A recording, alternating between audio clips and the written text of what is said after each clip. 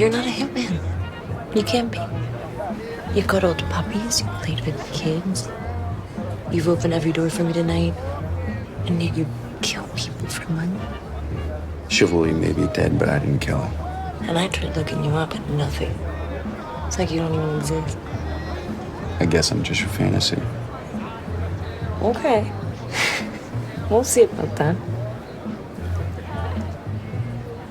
How many? Oh, yeah, I don't want to. No, I do want to know. What, does a gentleman not kill and tell? Okay, for the record, I love people. And yet you killed him. Not just randomly. That's a clip from Hitman. I'm delighted to say I've been joined by its director and co-writer, Richard Linklater. Richard, how are you, sir? I'm doing great. How are you doing? I'm all right. Do you like this part of the process? Going out and telling people? You know, it's so different than when you make a movie, you never think about having to talk about it. But when you have a finished film and people start asking different questions than you've ever been asked, like a producer or a studio head or whoever you're working with, they don't ask certain questions. So it's interesting. I choose to look at it therapeutically. Like, what does that mean?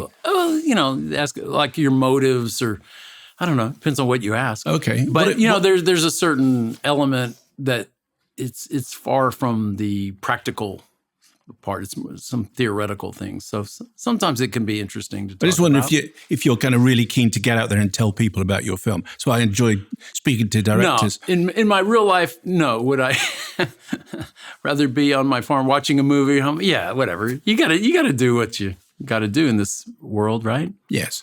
So introduce us to into Hitman and where it all started, which is, I know sometimes it's magazine articles that spark movies, but we're going back to 2001. This was definitely a magazine article from Texas Monthly in 2001. I read this article, and I'm friends with the writer, Skip Hollandsworth. At that point, I had already optioned another article by him that ends up becoming, years later, my movie Bernie with Jack Black. So this is about just such an odd world of Gary Johnson, who plays a undercover cop, but posing as a hitman. All these people who want to bump off their spouse or their business partner. It's a real phenomenon, pop culture phenomenon, brought on by movies and books, but they don't exist. Isn't that fascinating that these retail hitmen, obviously there's mob and there's affiliated killings and executions and drug deals and all that, but this notion that I could just find someone to go kill somebody, that's just a myth. And that's the point which is made in your movie. And I think a number of people go, really? I've seen loads of TV shows and loads of films where if I want a hitman or woman, probably I could go and get one. Well, what does it say about, it's kind of a consumerist notion, isn't it? But they don't exist. You can purchase anything, even the death of another person. I mean, I guess it makes sense. But if you really look at the incentives, as he says in the movie, it really doesn't make any sense from the hitman. Like, you're really going to risk the death penalty in the U.S. for someone you just met. And it's not even, it's shocking to me. I've seen all these surveillance tapes, listened to a lot of these, read transcripts. I know more about fake hitmen than anyone who probably isn't a fake hitman at this point, because I've spent decades kind of researching it. And it's just fascinating how delusional people are. So we're talking about, played by Glenn Powell, a real person called Gary Johnson, who died just a couple of years ago. Yeah. And he was a professor. Yeah, he was a college instructor. Yeah, right. Taught and he psychology. Just had a little bit of a sideline helping the police. Yeah, it was kind of a side gig that doesn't speak well about teacher salaries, He needed this other job. But yeah, and he found he had a knack for it, even though he's this kind of introverted guy living alone with his cats. Like a lot of actors, I think there's kind of shy people who feel comfortable fully expressing themselves in a role. I think Gary found his calling, he was really good at that.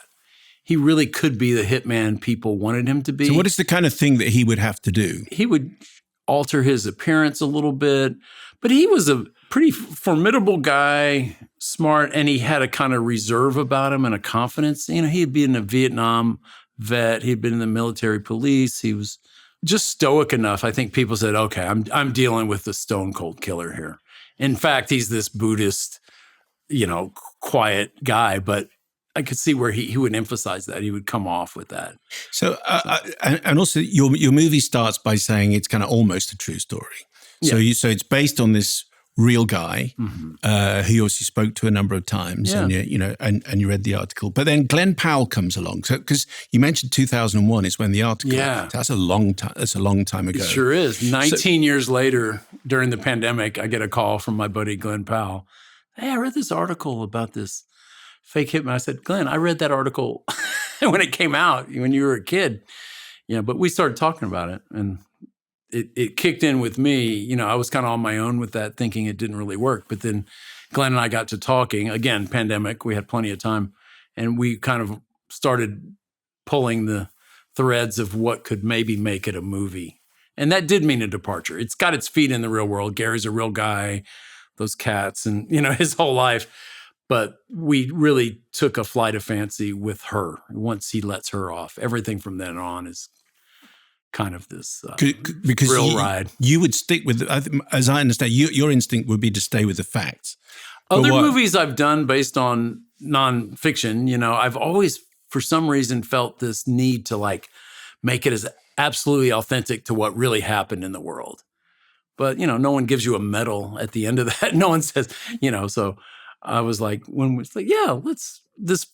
the story had been frustrating me because I didn't think it was a movie. So once we made the leap to follow this, it just got much more interesting, and the themes dialed in and the genres kind of kicked in. The film noir, the screwball comedy, that all happened. So but at least we admit it. I didn't want to be one of those films based on true events.